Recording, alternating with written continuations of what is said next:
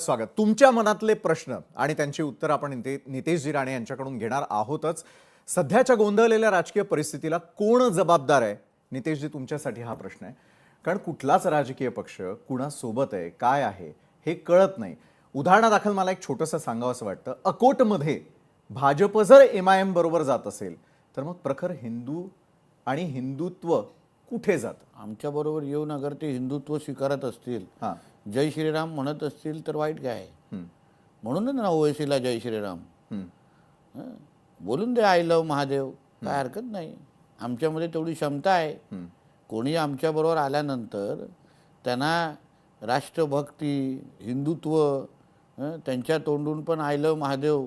उद्या अगर अचानक तुम्हाला ओवेसी आय लव्ह महादेव आणि बजरंगबलींची आरती करताना शिकले दिसले तर बोलायचं हा भाजपचा इफेक्ट आहे.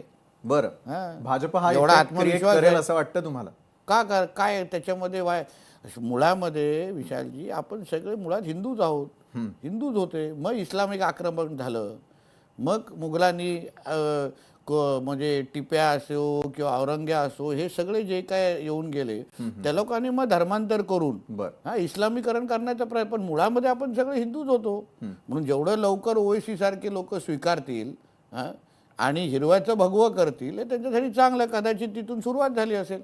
बरं, त्याचा स्वीकार होतो का हे पुढच्या काळामध्ये स्पष्ट होईल. सध्याच्या गोंधळलेल्या राजकीय परिस्थितीला कोण जबाबदार आहे? काय गोंधळलेला आहे? भारतीय जनता पक्ष म्हणून हिंदुत्वाच्या संदर्भात आमची भूमिका अतिशय स्पष्ट आहे. बरं, शिंदे साहेबांची शिवसेना आमच्या बरोबर आहे, राष्ट्रवादी काँग्रेस आमच्या बरोबर आहे आणि हिंदुत्व ह्या विषयावर आम्ही तडजोड करतच नाही आणि केलेलेच नाही. बरं, आमची भूमिका अतिशय सरळ स्पष्ट आहे. बाकी आमचे विरोधक निश्चित पद्धतीने गोंधळलेले आहेत. बरं. मित्रपक्षांचं काय?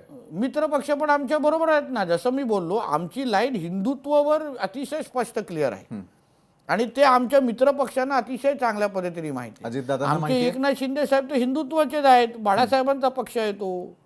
अजितदादांनी पण कधी हिंदुत्व ह्या विषयावर कधी विरोध केलेला नाही, कधी थांबवलेला नाही.